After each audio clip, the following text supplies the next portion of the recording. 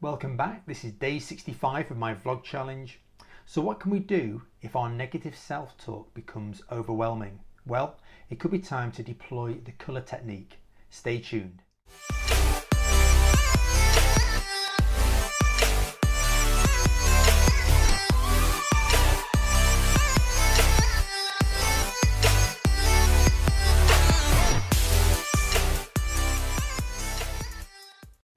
Hi everyone, so this is day 6 of managing negative self-talk.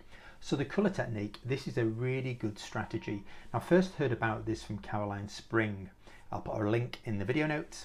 And this, I believe she created to actually help people who were struggling with flashbacks of traumatic events. And it's a technique that you can deploy at any time. And I found it really helpful, especially when you have bouts of negative self-talk, which can be quite overwhelming.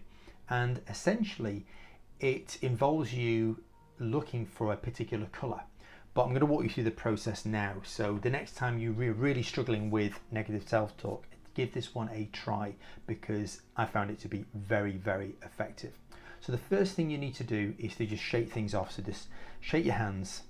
The second thing to do is to close your eyes. So you would close your eyes and you would breathe deeply, just maybe 3 or 4 deep breaths in the nose, in through the nose, out through the mouth. And then so you're in a relaxed state, and then simply open your eyes, and all you need to do is just look around the room or wherever you are and look for the colour green.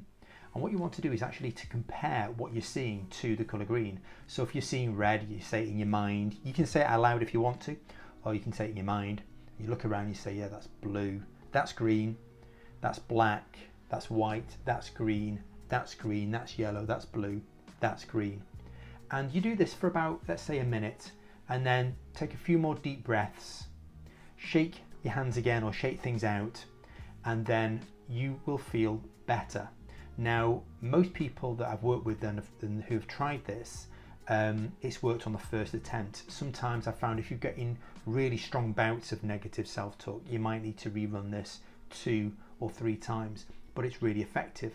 So what happens with this technique? Well, essentially you're changing the blood flow in the brain from the rear part of the brain to the front part of the brain. And if you remember, on day 1 we talked about the chimp paradox, and Dr. Steve Peters, again, that great book, so I really suggest you get a copy of that.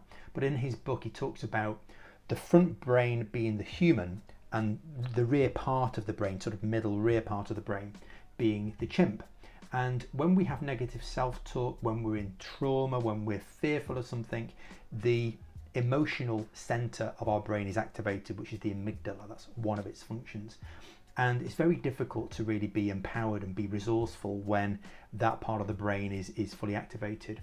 But when you give the brain a task of comparing, so actually to compare something, the front part of the brain has to work. So what happens in the process of comparing, you're actually changing the blood flow from the rear part of the brain, from your chimp, to the more human part of the brain, to the front.